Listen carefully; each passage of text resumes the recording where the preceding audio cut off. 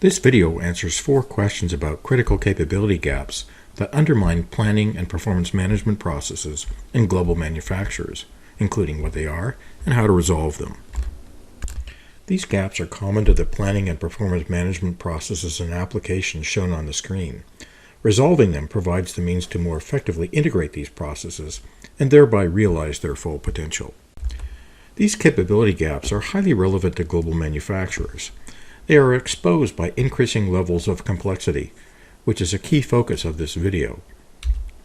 These gaps are important to understand because they erode value and undermine strategy. This value erosion can be significant, up to 5% of sales in global manufacturers, an amount representing the cost of complexity. Complexity erodes value because it leads to situations where decisions have unintended consequences. 4 capability gaps are the primary causes of these unintended consequences. These 4 capability gaps are summarized on the screen, along with an explanation of what they are and the capabilities required to address them. These capabilities will be the focus of this video. The first one that we'll address is functional silos. The issue with functional silos is that they undermine strategy execution and resource allocation. Research study results consistently confirm this fact. In fact, a summary of 28 separate ones showed that 61% ranked it as the top barrier and 97% ranked it as one of the top 3 barriers. The problem is that organizations lack effective mechanisms for managing across functions and entities, as confirmed by different research published in the Harvard Business Review, like those shown on the screen. One capability that addresses functional silos is productivity management. In fact, those that use it have margins that are 30 to 50% higher than their peers. In the case of an order fulfillment process, effective productivity management means planning and managing the cost per order. This requires the ability to plan and manage business process and activity costs and volumes. More effective productivity management focuses on managing the trade-offs between productivity and other objectives. In this order-to-cash example, this means ensuring that productivity improvements aren't achieved at the expense of things like perfect order fulfillment. The most effective processes are ones where rewards and decision rights are based on managing these trade-offs. One of the major obstacles to achieving this is providing accurate process and activity costs. Providing these costs is what matrix management achieves. It expresses financial plans in terms of both functions and processes in a way that is always reconciled to financial records like the general ledger. It also provides similar data for activities that comprise processes. In the order-to-cash example, how the productivity of order picking affects the total cost per order, the productivity measure for the process. And while productivity management has many benefits, what's important to focus on is its potential to improve profits and margins. The second capability gap is that resources are not aligned with targets. This happens when translation processes fail to accurately quantify the resources required to achieve targets. This is a pervasive problem for global organizations. The Gartner research shown on the left side of the screen confirms this. The research from Harvard Business Review on the right side does likewise. It shows that inadequate resources are one of the primary reasons for poor strategy execution. Research from Bain Consulting provides further evidence of this. It found that only 11% of companies achieved profitable growth, one of the primary reasons being inadequate resources and complexity, as shown on the right side of the screen. When it comes to translating business targets into resource requirements, global organizations have difficulty answering 3 questions. What will it cost? Is it profitable? And what's the impact on cash flow? The heart of this problem lies in an inability to translate targets relating to customer requirements into those for business processes, and then into the activities and functions that comprise these processes. When product and service variability are considered, this translation challenge becomes even more complex. The problem is that translation methods don't effectively consider the service levels provided to customers and its impact on costs and productivity, not just for inventory investments, but for the enterprise as a whole. This problem is exacerbated by the impact of changes in demand volume and mix, for both products and customers. Coping with these factors is difficult. Without the right methods and tools, companies make oversimplifying assumptions to support the translation process, the most common of which is the use of averages. In complex settings, these averages often prove to be incorrect, which is the message behind the cartoon on the screen. The underlying problem is that complexity impairs the ability of organizations to cope with variability in customer expectations, value propositions, and corresponding resource consumption. For those that have used activity-based costing, this inability to manage such variability is exposed in the form of products and customers that are found to be more or less profitable than organizations thought. The challenge for organizations has been to leverage these insights to avoid the costs in the first place.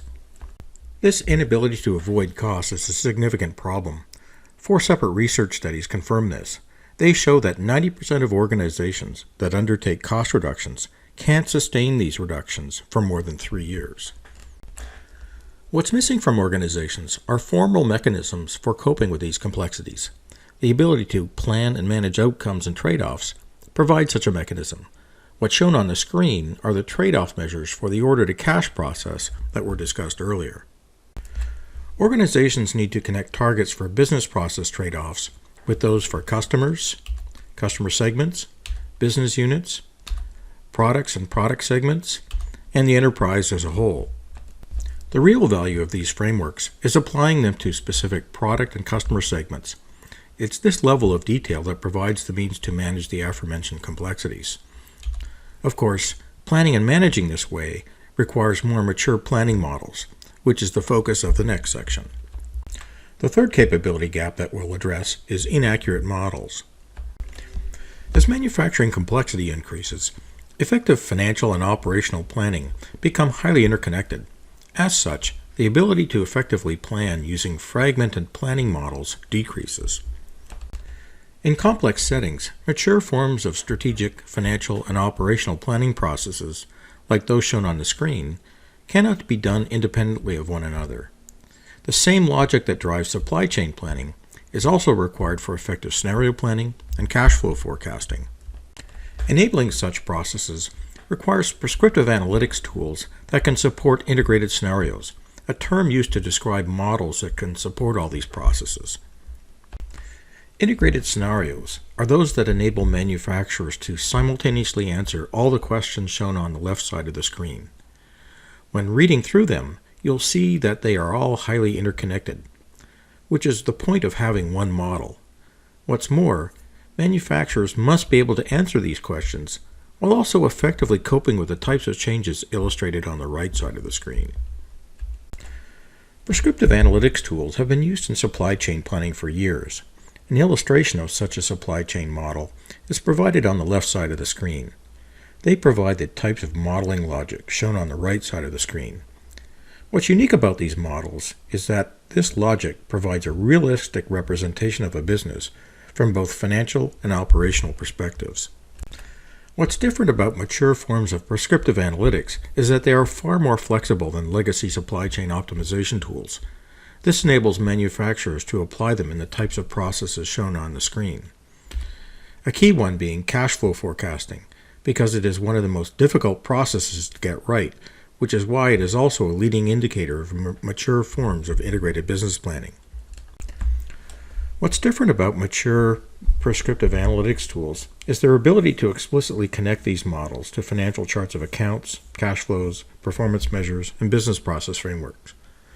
What's also different are tools that provide the means to distribute ownership of the models across organizations, while also maintaining the accuracy of the parameters and master data that enable it to work effectively. In other words, what's new are effective process and model management capabilities, ones that provide the basis to integrate planning and performance management models and processes, thereby enabling manufacturers to integrate the strategic, financial, and operational processes shown on the screen. The absence of such modeling capabilities is one of the primary reasons why manufacturers still struggle to improve the efficiency and effectiveness of cash flow forecasting and scenario planning processes, also referred to as what-if analysis. In fact, these gaps are one of the primary reasons why organizations struggle to cope with market volatility. The fourth capability gap is slow processes caused by fragmented planning and performance management capabilities. Addressing this capability gap requires concurrent processes. In fragmented processes, planning is sequential, meaning that one task can't begin until its predecessor is completed. Integrated models and applications provide the means to collapse these processes by eliminating these dependencies. These integrated models and platforms provide the means to integrate processes that remain largely fragmented. For example, rolling forecasts and sales and operations planning become one process supported by one model. One capability gap that is the result of the other four is misaligned governance. Without the planning and performance management capabilities addressed earlier, manufacturers lack the means to effectively plan, manage, and govern outcomes and trade-offs. What this means is that they can't establish effective ownership of customer value propositions and segment performance, including revenue, profitability, inventories, and other key metrics, especially when business units cut across multiple legal entities. This reality is one of the primary reasons why immature forms of IBP fail to deliver the value that manufacturers expect. It also means that they lack effective internal market mechanisms for coping with complexity. More specifically, they lack formal mechanisms for optimizing performance, improving productivity, deploying strategy, engaging employees, and managing customer relationships. In other words, they lack the foundation for effective outcome-based governance. Another capability gap that is a result of the other five is wrong behaviors. What's not always recognized is that changing behaviors can be difficult to do when making changes to one part of planning and performance management processes, but not others. For example, implementing a sales and operations planning process without making corresponding changes to others like budgeting, rolling forecasts, or balanced scorecards. By addressing the gaps we described, manufacturers can establish mature forms of integrated processes, thereby providing the means to connect these processes and the changes being made to them. By structuring change management efforts around these broader changes, organizations are in a much better position to change behaviors and culture. In summary, this brings us back to the list of capability gaps that we defined, along with the questions that we started with. Thank you for watching this video. For further details about its contents, please feel free to use the contact information shown on the screen.